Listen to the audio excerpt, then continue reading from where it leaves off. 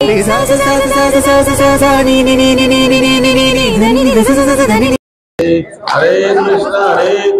कृष्णा कृष्णा हरे हरे, हरे राम हरे राम राम राम हरे हरे, हरे कृष्णा कृष्णा कृष्णा हरे हरे, हरे राम राम हरे हरे, हरे कृष्णा कृष्णा कृष्णा हरे हरे, हरे राम राम राम हरे हरे, हरे कृष्णा कृष्णा कृष्णा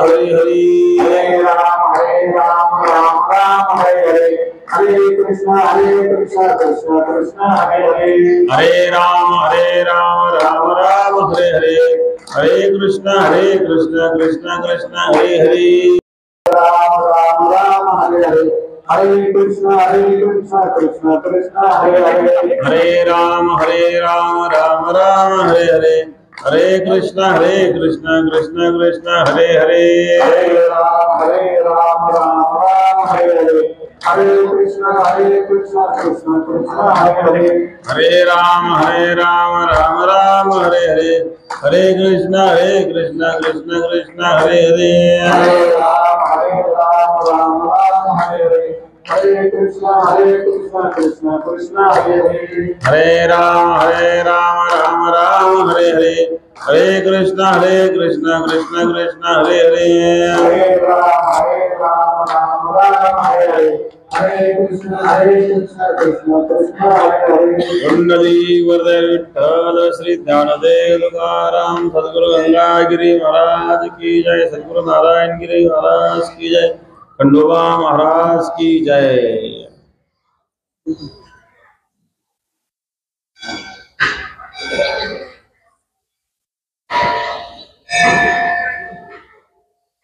यान्ति देवर्ता देवान् पितृजन्ति पितृवतः भूतानि यान्ति भूतेज्जयन्ति मृत्याजगोपिमः, गंगां शुद्धं नितपादस्पर्शं सरोवेष्टितं संगतं पुण्यस्थानं, शाले सिदन्तं समाधिस्थं मृतिं नमामि गंगागिरियोगिराजं, शुचिः शीलः समुदक्ष समृता सदृश नारायणगिरी महाराजांच्या आशीर्वादाने खंडोबा महाराजांच्या या भंडाऱ्याच्या निमित्ताने आज श्रावणी रविवार आहे, चौथा का श्रावणी चौथा रविवार, शेवटचा रविवार, 1005 येत असेल मग, काही वेळेला 5 येतो, चौथा सुद्धा 5 आपला शेवटचा असतो, शेवटचा रविवार असतो, तिथी आपल्याला त्या वेगवेगळ्या येतात, तिथीप्रमाणे आपले कार्यक्रम असतात, तसा चेंडू फळला काला आहे आणि तो काला करून इकडे आम्ही येणार होतो, पण संभाजीनगरला एक प्रोग्राम वाढलाय, बागडी नाना माहिती आहे आपल्या सगळ्यांना, आज बागडी नानांचा वाढदिवस आहे, त्या निमित्ताने त्यांचे सहस्त्र चंद्रदर्शन सोहळ्याचा कार्यक्रम संभाजीनगरला आहे आणि त्यांचा खूप आग्रह असल्यामुळं तिथेही जावं लागणार आहे, आणि म्हणून मग संभाजीनगर जायचं म्हणजे चेंडू इथून परत जाणं योग्य नव्हतं, मग आता हा कार्यक्रम करून चेंडू फळा जाऊन तिथं सोपं राहील या दृष्टिकोनातून आपण हा सकाळी घेतला। ते हरिभक्तपरायण दत्तोबा महाराज ते नियोजन पाहत असतात,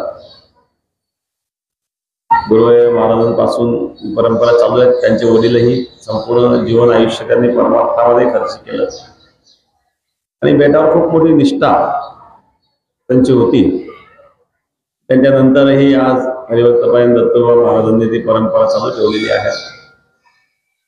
वाकडी हे बेटाशी जोडलेलं आणि खूप निष्ठावान गाव आहे, आपल्या गावातून काही सेवेकरी महिला मंडळ सुद्धा 3-4 मंडळ झाले आता,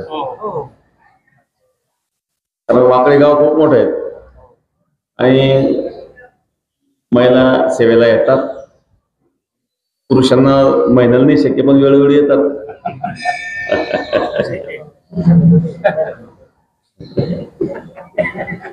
तुमची वेळ बैल भरून काढतात. महिलांना तुम्ही येऊ देतात हे भाग्यच आहे. तर तुम्ही जर परवानगी नाही देते कसं काय विचार. अशा प्रकारे वाकडी हे गाव अगदी गंगागिरी महाराजांपासून जोडलेलं आहे. गंगागिरी महाराजांपासून तर गुरु नारायणगिरी महाराजांपर्यंत जवळजवळ 4 सप्ताह म्हणजे 178 वर्ष सप्ताहांमध्ये 4 सप्ताह एकट्या वाकडी गावाने केलेले आहेत. तर अशा प्रकारे असणारा आपले वाकडी गाव आहेत. आणि खंडोबा महाराजांचं सुद्धा हे पुरातन स्थान आहे. परिसराचं हे श्रद्धास्थान आहे. खंडोबा भगवान शिवाचाच हा अंशावतार आहे. आपल्या शास्त्रामध्ये प्रमुख पंचायतन देवता सांगितलं, मुख्य 5 देवता. या मुख्य 5 देवतांमध्ये शिव, विष्णू, गणेश, देवी आणि सूर्य या प्रमुख पंचायतन देवता आहेत. आणि यांचे सगळे अवतार आहेत. मग काही शिवाचे अवतार असतील, काही विष्णूचे अवतार असतील, काही गणेशाचे अवतार असतील, काही देवीचे अवतार असतील, काही सूर्य भगवंताचे सुद्धा अवतार. तर त्यामध्ये विशेषतः शिव आणि विष्णू यांचे जास्त अवतार आपल्याला पाहायला मिळतात. तसं खंडोबा हे सुद्धा एक भगवान शिवाचा अंश अवतार आहे. शिवपिंड सुद्धा त्या ठिकाणी राहत असते खंडोबाच्या ठिकाणी. काही कारणानुसार अवतार कार्य होत असतं. भगवंत अवतीर्ण का होता? यदा यदा धर्मस्य ग्लानिर्भवति भारत अभ्युत्थानमधर्मस्य तदात्मानं सृजाम्यहं परित्राणाय साधूनां विनाशाय च दुष्कृतां धर्म संस्थापनार्थाय संभवामि. धर्माचे संस्थापन, भक्ताचं रक्षण, दुर्जनाचा नाश, या 3 गोष्टी असतात. पण सगळ्याच अवतारामध्ये 3 गोष्टी केल्या असं काही नाही. मत्स्य अवतारामध्ये कुठं दुर्योधनाचा नाश केला. कुर्म अवतारामध्ये कुठं दुर्योधनाचा नाश केला. कुर्म अवतारामध्ये समुद्र मंथनाच्या वेळेला पर्वताची रवी केली, तो पर्वत बुडायला लागला. भगवान कुर्म अवतार धारण केला आणि त्याला आपल्या पाठीवर झेलून धरलं. प्रत्येक अवतारामध्ये दृष्टाचा नाश केलेला असं काही नाही. मत्स्य कुर्म, वरा अवतारामध्ये हिरण्यकशिपू, वामन अवतारामध्ये कुठं नाश केला. वामन अवतारात बळीला पाताळात घातला. बळीला पाताळात घातला, पण बळीच्या द्वारात द्वारपाळी झाला ना. भक्ताचा विजय हा. विजय आणि पराजयामध्ये भगवंताला भक्ताशी पराजित झालेलाच आनंद वाटतो. कारण बळीच्या द्वारामध्ये भगवान परमात्मा त्रिपाद भूमी दान मागण्याकरता गेले. एक तर तो सर्व दाता आहे मोठा, तोच एकदान शिवर दाता. जगात सगळ्यात मोठा दाता कोण आहे तर भगवान आहे. कारण लोक मागतात, कोणाला मागतात? भगवंताला. बँकेमध्ये 2 प्रकारचे लोक जातात. काही पैसे भरणारे जातात, काही पैसे काढणारे जातात. पण भगवंताच्या बँकेत भरायला कोणी जातच नाही. जो जातो तो काढायला जातो. जो भक्ती करतो मागतोच ना. देण्याकरता कोणी जातं का? देण्याकरता कोणी जात नाही. जो जातो मागायलाच जातो. म्हणजे पैसे भरायला कोणी जात नाही, फक्त काढायला जातो. पण ते बँकेतले बॅलन्स काही होत नाही. तो असं म्हणला नाही की आता यावेळेचा निधी संपला, मार्च एंड नंतर. तो काही इलेक्शन मध्ये निवडून आलेला नाहीये. करतो अकर्तो अन्यथा कर्तुम शक्ती त्या बरोबर. कर्तुम शक्ती म्हणजे काय? कर्तुम शक्ती म्हणजे हे विश्व ज्याने निर्माण केलं, ही त्या परमात्म्याची कर्तुम शक्ती. जगताम विधिनो करता कुलालेन विना घटः चित्रकारम विना चित्रम स्वतः एव तदा. जगताचा करता कोणी नाही म्हणावं तर कुलाले विना घटा, कुंभाराशिवाय घट असू शकत नाही. तसं कर्त्याशिवाय जगत असू शकत नाही. घटापोप निर्माण होईल का? एक माणूस नास्तिक होता, देवधर्म मानित नव्हता. मुलगा मात्र सात्विक. मुलाच्या बापाचे भांडणं व्हायचे. बाप मला काय देव देव करतो, मी काय देव बी मानित नाही. आहे तर दिसला असता. एक दिवस त्या मुलाने सुंदर चित्र काढलं पेन्सिलने. बापाला दाखवलं. कसं काय चित्र? चित्र फार सुंदर आहे. कोणी काढलं रे? नाही, कोणी काढलं नाही. ही पेन्सिल आपोआप उठली आणि ती चित्र तयार केलं. बाप म्हणला मला बनवतो का? मी तुझा बाप आहे. आपोआप पेन्सिल उठली, चित्र काढलं. हे कोणाला सांगतोय तू? तुझ्या बापाला. आपोआप कुठे पेन्सिल उडत असते ना, आपोआप कुठे चित्र होत असतं का? मी तेच म्हणतोय. जसं पेन्सिल आपोआप उठून चित्र तयार करीत नाही, तसं जगत सुद्धा आपोआप निर्माण होत नाही. याचा करता कोणतरी असलाच पाहिजे. दिसत नसेल मग जगताम विलीनो करता कुलालेन विना घटा, चित्रकारम विना चित्रम, चित्रकाराशिवाय चित्र नाही आहे. कुंभाराशिवाय घट नाही आहे.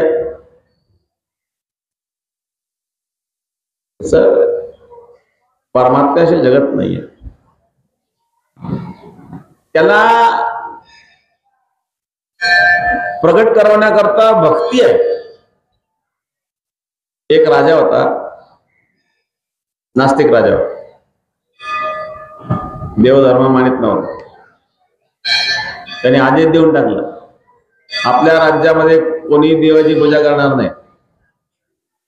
मंदिराच्या सगळ्या मूर्त्या काढून टाका.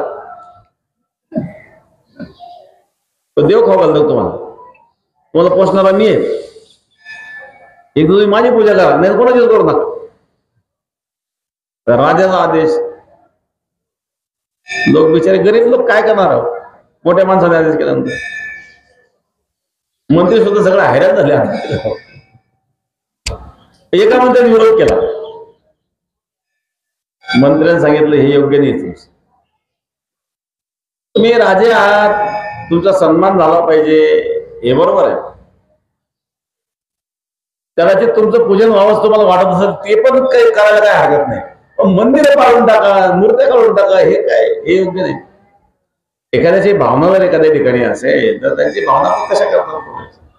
असेल किंवा नसेल, पण मानतोय ना, करतोय पूजा, आपलं काय बिघडलं? राजाने सांगितलं मला उपदेश नको. तो उपदेश ऐकायला नाही बसला येतं. देव असेल दाखव,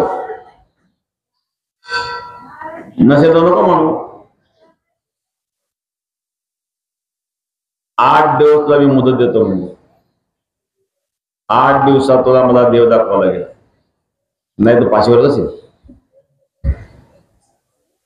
राजाचा आदेश. बाकीचे बिचार गपचूप बसले. एखादी केला विरोध सांगितलं पाशीवर जावं लागेल. दाखव 8 दिवसात देव. तो आता टेन्शन मध्ये, त्याला काय दाखवते? त्याला योग्यता पाहिजे ना. एकदा अकबर राजाने तुलसीदास महाराजांना सांगितलं, तुम राम के भक्त है, हमें भी राम का दर्शन कराओ. तुलसीदास महाराज याची काही योग्यता करावं दर्शनाची. आता अकबराने आदेश केला, करावं काय? तुलसीदास महाराज म्हणले, मैं आपको राम के दर्शन कराऊंगा.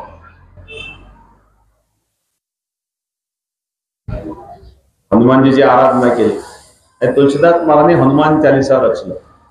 हनुमान चालीसा त्यावेळेला रचलेला आहे, रचना झालेली आहे. ते हनुमानजी आता या संकलन वाचव. जय हनुमान ज्ञान गुण सागर, जय कपीस लोक उजागर, राम दूत रामा, अंजनी पुत्र पवन सुत. हनुमान चालीसा गायल्यानंतर हनुमानजीने तुलसीदास महाराजांना आशीर्वाद दिला. त्या अकबराच्या राज्यामध्ये इतके माकळ आले, वानर आले, हजारो वानर आले. वानर दुसरे त्या शहरामध्ये करत होते. राजाला बातमी गेली ते पकडले जाईल त्या नाही. ये क्या होगा भाई, ये बंदर कहां से आ गए? तुलसीदास महाराज ने आपने कहा था ना राम का दर्शन कराओ. तो राम जी पहले थोड़े आते, पहले तो अपने वानर को भेजते.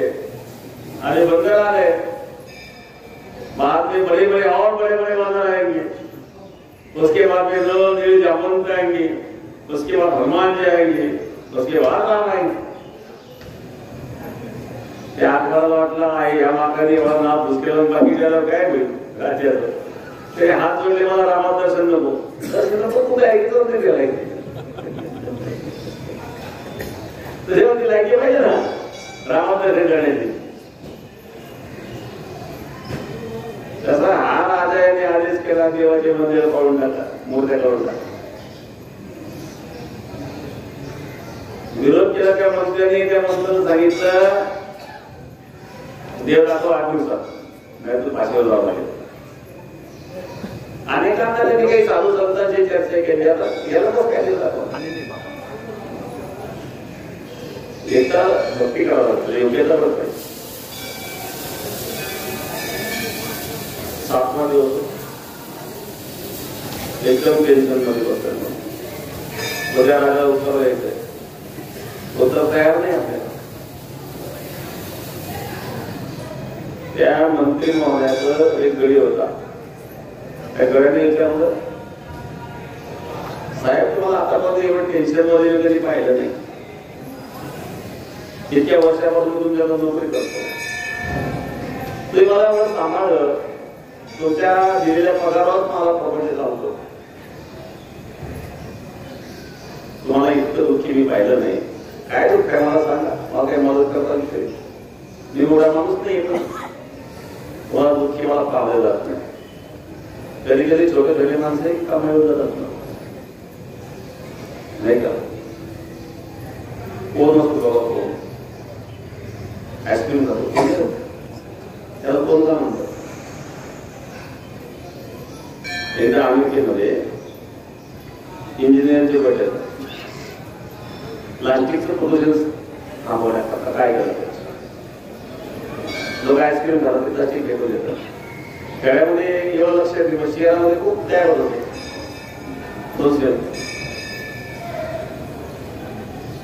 त्याच्या लोकच काम करायचं. त्याच्यामध्ये एक चपराशी होता, तुम्हाला मला एक आयडिया सुचली. इंजिनियरचे लोक चालवून तू काय आयडिया सांगतोय, काय बोलतोय मग करायचं झाला तो. काय माझी युक्ती अशी आहे की आईस्क्रीम खाण्याकरता तुम्ही जे प्लास्टिकचं त्या ठिकाणी द्रोण वगैरे देतात, त्याच्याऐवजी तुम्ही असा पदार्थ तयार केला, तो खाण्याचा पदार्थ जर असेल तर आईस्क्रीम बरोबर नाही खाण्यात प्रदूषित समजत.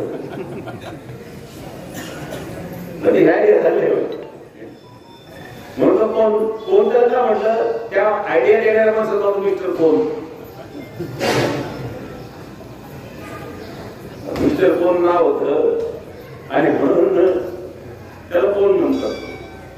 तर त्याला सुचलं नव्हते. काही काही वेळेला बघा छोटे छोटे माणसं असतात, मोठ्या माणसाची बुद्धी जात नाही. तर सांगून का मला नोकर आहे तुमचा, तर तुम्ही आजपर्यंत मी तुमच्या जीवावर बघतोय, तुमच्याकडे मी नोकरी केली, तुम्ही मला नोकर म्हणून कधी वागणूक दिली नाही, घरचं सदस्य म्हणून आजपर्यंत मला सांभाळलंय. माझी पण काही जबाबदारी आहे तुमच्याकडे. काय सांगावं याला, त्याच्यासोबत नोकर होता. राजाने त्याचं उत्तर मिळालं का नाही, रात्री फाशीची व्यवस्था केलेली आहे. सांगितले राजेसाहेब तुमच्या प्रकारचं उत्तर मला घरी सुद्धा देऊ शकतो. त्या गळ्यात सांगितले बघ तू तुझ्या मालकावर आपल्याला आला करेल, पण जर का तुला उत्तर देता नाही तुझं तुला पाठीवर जावं लागेल, तुझं मालक जाईलच, तुझं पण जावं लागेल. ठीक आहे ज्या मालकाने मला आजपर्यंत एवढं सांभाळलंय त्यांच्याकरता मी पण एवढं त्याग करण्याचे तयारी झालेले. दाखवा म्हणले देव. एक ग्लास दूध आणलं, दूध आणलं, एक चमचा आणला, त्या दुधात चमचा आणले करतो. 10 मिनिट झाले, 15 मिनिट झाले, अर्धा तास झाला, चमच्या ते दूध आले. राजाला म्हणला तुला काही चेष्टा वाटते का म्हणे?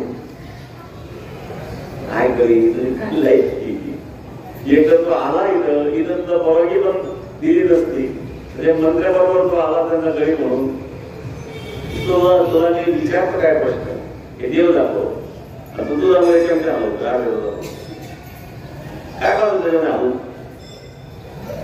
मी ते तूप पाहतोय बोलले. आणि मग तूप पाहिजे तूप का नाही घेतलं तूप आणून दिलं तुला नाही याच्यात तूप पाहतोय बोलले. हे तूप नाही का? अरे बाबा त्याच्यात आहे पण ते तसं कसं काही तुला त्याला दही करावं लागेल तर दह्याचं मंथन करावं लागेल त्याला तूप नाही करणार तर दुधाची आमच्या आलं तूप नाही करत. जसं त्या दुधातून तूप काढण्याकरता दुधात असूनही दिसत नाही ते काढण्याकरता दही करून मंथन करावं लागतं त्याप्रमाणे मंथोनी नवनीता तैसे घे अनंता वाया व्यर्थ कथा सांगे मार्ग. मंथोनी नवनीता तैसे घे मंथन करून जसं दोन्ही काढलं जातं तसं भक्तीच्या विचाराचं मंथन करून भगवंताला प्रगट करता येतं. भक्तीची मापे मोजितो अनंता इतराने तत्वता न मोजावे. मन वाचा अधित तुझे स्वरूप त्या परमात्म्याचं स्वरूप मनाच्या वाचेच्या पलीकडे आहे. भक्तीच्या मापाने त्याला मोजावे असा असणारा तो भगवान आहे. नाही म्हणल्याने नाही म्हणून चालणार नाही. जगत दिसतंय म्हणजे जगताचा करता आहे. वेगवेगळ्या रूपात लोक मानतात. कोणी शिव रूपाने बसतं कोणी विष्णू रूपाने बसतं किंवा त्या शिवाचे विष्णूचे अवतार वेगवेगळे असतात. भगवान विष्णूचे आपण कोणाला दशावतार म्हणतो. भागवतामध्ये 24 अवतार सांगितले. दशावतारामध्ये सुद्धा बुद्ध अवताराबद्दल अनेक विवाद आहेत. कारण बुद्ध ईश्वर मानित नाही. बुद्ध वेदही मानित नाही. मग बुद्ध अवतार कसा काय? पुराणामध्ये जो बुद्ध अवतार सांगितलेला आहे तो म्हणजे गौतम बुद्ध नाहीये. गौतम बुद्ध ही ईश्वरी अवतार नाही. गौतम बुद्ध हे संत होते. ते तपस्या केली. तपस्या करून त्याने ज्ञान प्राप्त करून धर्माचा प्रचार केला त्यांनी बौद्ध धर्माचा. ईश्वराचं कार्य वेगळं आहे. ईश्वराचं कार्य काय? भगवान सांगतात यदा यदा धर्मस्य ग्लानिर्भवति भारत अभ्युत्थानमस्य तदात्मानं प्रजाम्यहं परित्राणाय साधूनां विनाशाय दुष्कृतां धर्म संस्थापनार्थाय संभवामि. भक्ताचं रक्षण आहे दुर्जनाचा नाश धर्माची संस्थापना हे भगवंताचं कार्य आहे. मग बुद्धाने काय आता शस्त्र घेतलं दुर्जनाचा नाशही केला. गौतम बुद्ध हे विष्णूचा अवतार नाहीये. तर गौतम बुद्धाचा जन्म हा नेपाळमध्ये लुंबिनी या ठिकाणी झाला. आणि भागवतामध्ये बुद्धावताराचे वर्णन आहे त्याचं कीटक देश म्हणून नाव आहे. आणि भागवतामध्ये बुद्धावतार जो आहे तो ब्राह्मण कुळात जन्माने सांगितलेला आहे. आणि गौतम बुद्ध हे क्षत्रिय कुळात जन्मलेले आहे. मग गौतम बुद्धाचं वर्णन आणि बुद्ध अवताराचं वर्णन हे वेगवेगळं आहे. त्यामुळे बुद्ध अवतार म्हणजे गौतम बुद्ध नाही आहे. बुद्ध अवतार त्यापेक्षा वेगळा आहे. अशा प्रकारे काही ठिकाणी वारकरी संप्रदायामध्ये काही संतांनी पांडुरंगालाच बुद्ध अवतार मानलेला आहे. तर भगवान विष्णूच्या दशावताराचं वर्णन जो कल्पेतून व्हायचा आहे. प्रमुख पंचायत काही शिवाचे अवतार आहे. भगवान शिवाचे वेगवेगळ्या प्रकारचे अवतार पाहायला मिळतात. भैरव हे सुद्धा भगवान शिवाचा अंश अवतार आहे. हनुमानजी अंजनीच्या तपासाठी महारुद्रादे कोटी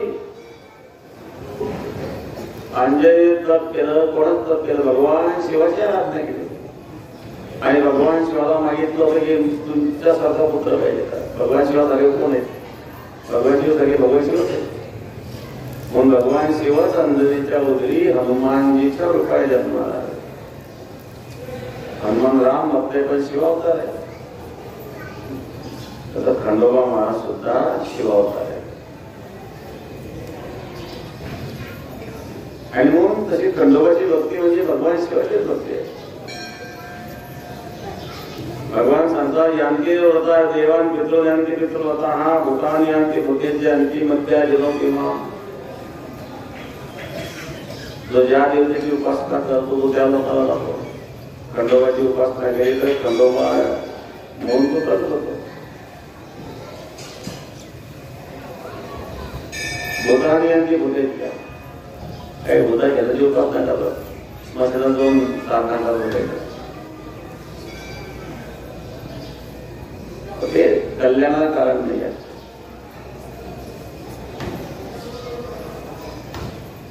माझ्या नावाने भूत झालं होतं ते. एकदा नामदेव महाराज एक भूत भेटलं जंगलामध्ये. नामदेव महाराज म्हणले हे भगवान आपलं वेगळं रूप घेऊन आले म्हणजे हे रूप कधी पाहिलंच नाही म्हणे. नामदेव महाराज वर्णन करतात आदि आयो मेरे लंबजना धरती पाव स्वर्ग लोमाधा जो जना भरी भरी आदि आयो मेरे लंबजना. धरती पाव स्वर्ग लोमाधा जो जन भरी भरी अशी स्तुती केली नामदेव महाराजांनी. ते भूतमुक्त झालं विषयाचे लिहितो. एकदा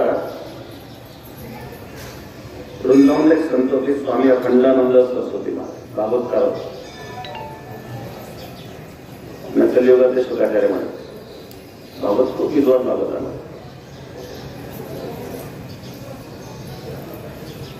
तर एकदा एक महात्म्याचं असं ते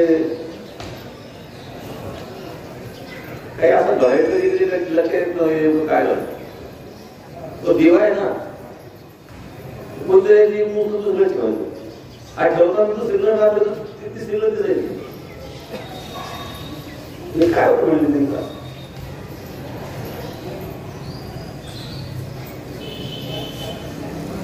त्यांनी स्वामी अखंडानंद होते मला सांगितलं. दरवाजा लावला संस्कृती मध्ये येत होतं तेव्हा सांगितलं दिसत नाही काही. तर स्वामी अखंडानंद सरस्वती मला सांगितलं कोणीतरी अतृप्त आत्मा या ठिकाणी आहे आणि तो तुला संकेत देतोय मुक्ती करता म्हणून त्याकरता मग एक करू. त्यांनी काय केलं त्या ठिकाणी श्रीमद भागवताचं वाचन केलं आणि शेवटच्या दिवशी त्या जीवाला मुक्ती मिळाली. प्रकट झालं निघडलेले का. आता कोणी मानतो न मानता आले तर भाग आहे पण काही घटना ज्या प्रत्यक्ष घडतात त्याला नाकारताच पाहिजे. साधे संजीवनी मध्ये स्वामी रामकृष्णाजी महाराज एक उदाहरण दिलं. एक मनुष्य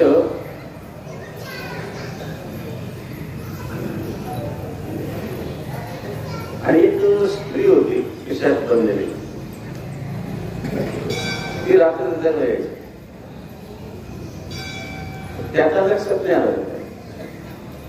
एक दिवस त्यांनी तिला सांगितलं देवा विजो झोपायचं. दिवा विजो म्हटलं तिथे पडले म्हणजे हात लांब बोला दिव्यापर्यंत.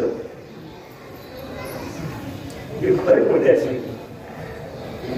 उठून दिवे झाला म्हणजे हातावरून दिवस घाबरला आहे काय म्हणले.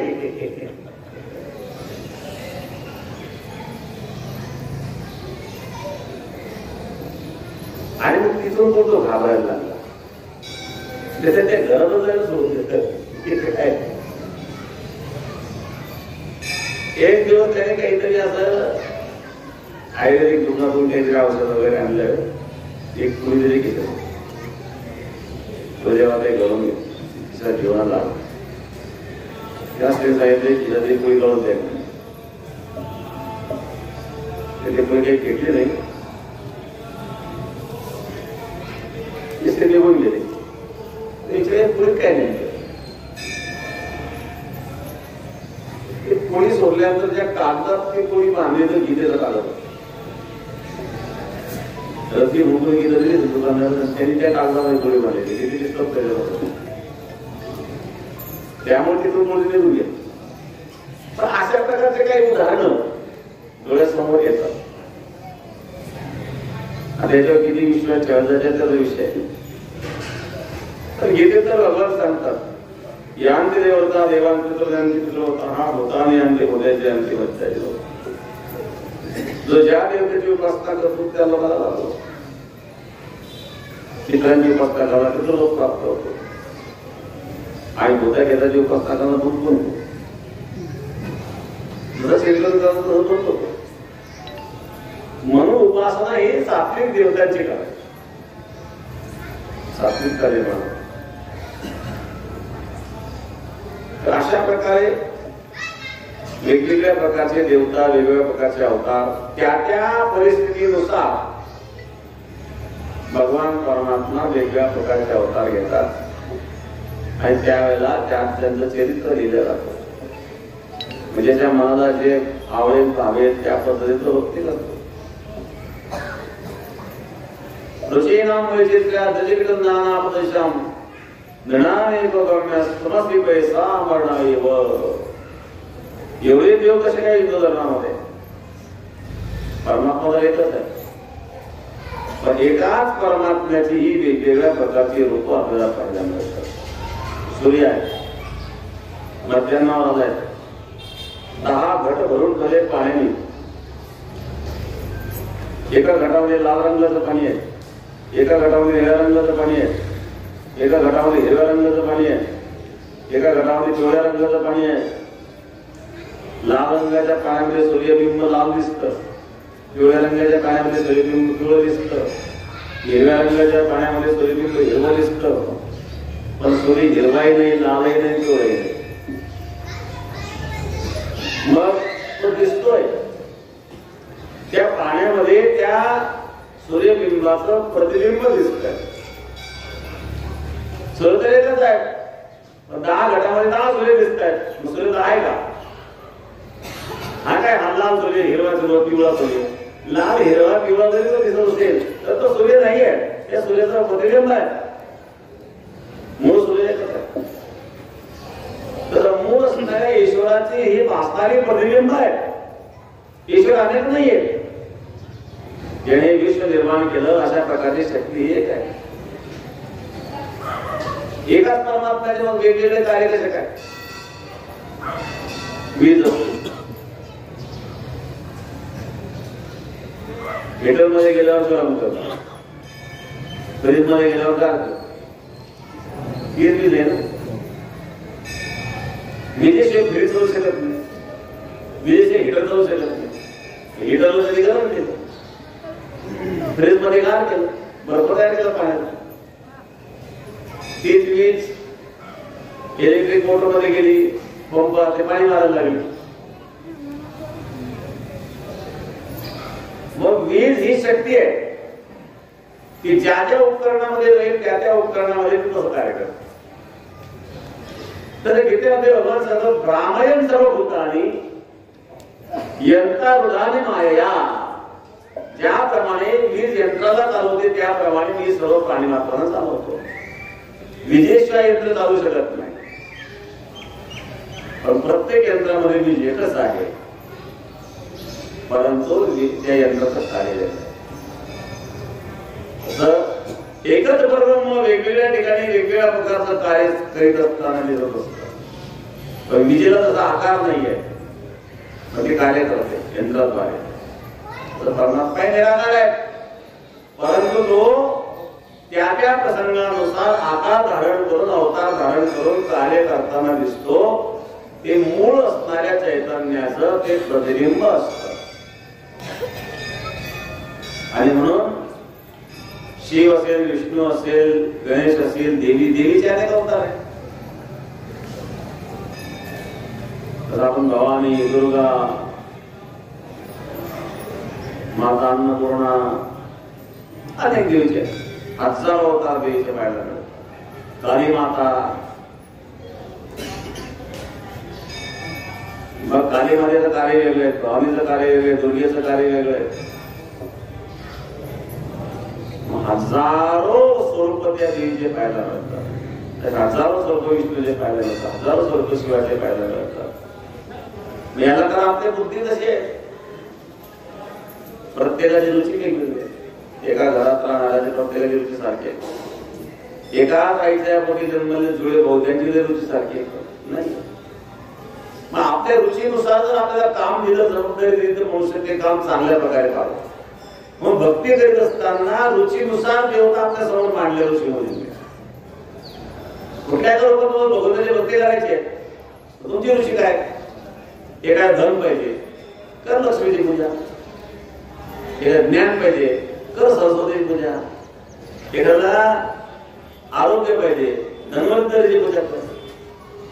एखाद्याला सौंदर्य पाहिजे, आश्विनी कुमाराची उपासना कर. एखादा वैराग्य पाहिजे, भगवान शिवाची उपासना कर. म्हणजे उपासनेचे वेगवेगळ्या प्रकारचे मार्ग आपल्या समोर मांडले. अपेक्षा नाही. वास्तविक परमात्म्याची भक्ती मुक्ती करता करायची असते. पण मुक्ती बोलू इच्छा आहे लोकांना. लोकांना माझा बंगला व्हावा, एक तर मुलाचं लग्न व्हावं. लग्न हे फार वेळ समजतं. एकदा एक मुलगा आमच्या मारू काय करावं, काही दिले आशीर्वाद आहे, लग्न व्हायचं. मी वय किती? 40. आता 40 पर्यंत गेला लग्न व्हायला प्रत्येक गावामध्ये परिस्थिती. मध्यंतरीच्या काळात लोकांनी काय केलं, भ्रूण हत्या केली. मुलीचा गर्भ होता की वाळून टाकायचा. मुलीची संख्या कमी झाली ना. आता मुलींची संख्या जर कमी झाली, मुलांची संख्या जर वाढली, लग्न कधी कमी. देव काय करेल, कोण काय करेल, आपणच आहोत. समाजामध्ये बॅलन्स आपण ठेवला पाहिजे. तो जर ठेवलाच नाही, मध्यंतरीच्या काळामध्ये हुंडा पद्धती खूप वाढली होती. काही लोकांना मुलगा पाहिजे आणि मग त्याचे परिणाम झाले. त्याचे परिणाम काय, मुलींची संख्या कमी झाली, मुलांची संख्या वाढली, त्यामुळे लग्न होत नाही. मग त्याचं काही बाहेर काही लोक गेलं, अंधविश्वासाचे माझं ते वस्तुस्थिती आहे. आणि म्हणून अशा प्रकारे बरोबर काय काय हवंय, ज्याला जे हवंय तो त्याप्रमाणे मागतो. कोणाला वाटतं आपलं धन मिळावं, कोणाला वाटतं आपलं सत्ता मिळावी, कोणाला वाटतं मुलगा व्हावं. आणि अलीकडच्या काळामध्ये नपुंसकत्वाचं प्रमाण फार वाढतं. बऱ्याच जणांना मुलंच होत नाही. हा विहार आता फळं आपण खातो, या फळामध्ये बीजच नाही सगळं. आणि डॉक्टरांचं म्हणणं आहे की बिगर बीजाचे फळ खाल्ल्याने त्याचे परिणाम नसतो. द्राक्ष होते ते मोठे मोठे जाते, बीज असायचे. आता आंब्या सुद्धा बारीक बारीक कोणी झाल्या. टरबुजामध्ये कोणी बीज असायचे, आता बिरायचं नाही. हे फळं जेव्हा तुम्ही खाताय त्याच्यात बीजच नाही, तर तुमच्या शरीरामध्ये बीज कसं नाही म्हणून. जे पदार्थ आपण खातोय त्याच्यामध्ये जर बीज नाही आहे, तर आपल्या शरीरामध्ये बीज निर्माण होऊ शकत नाही. आणि त्याचा परिणाम आता मुलं बाळ होत नाही. म्हणजे आपण म्हणतोय की विज्ञानाने खूप प्रगती केली. पूर्वी प्रत्येक मनुष्य, मला शेतकरी पिंड जपून उचलायचं का नाही. आता 50 किलोची गोळी उचलतो.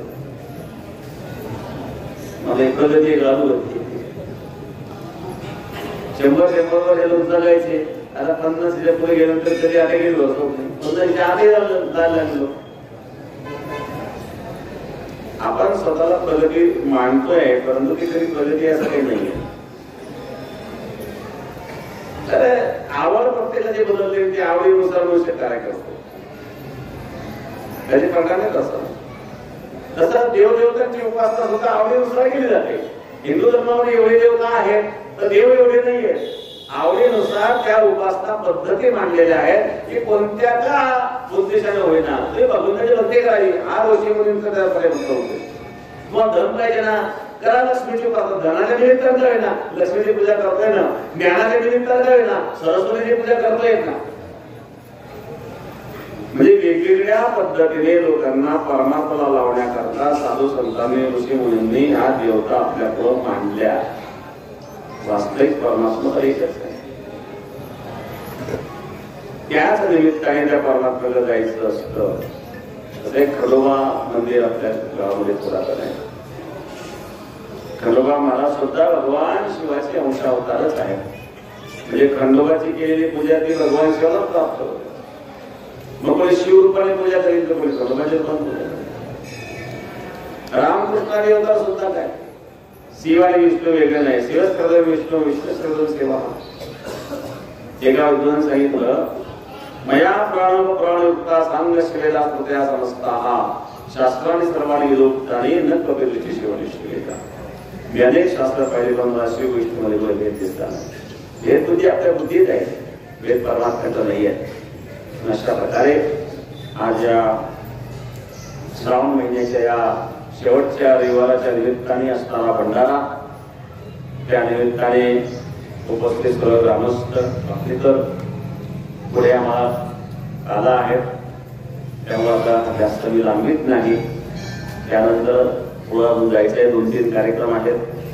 फक्त मी दुपारनंतर येणार होतो पण कार्यक्रमाच्या आधी आलो कारण पुढे आम्हाला संभाजीनगरला जायचं आहे. खाली बसा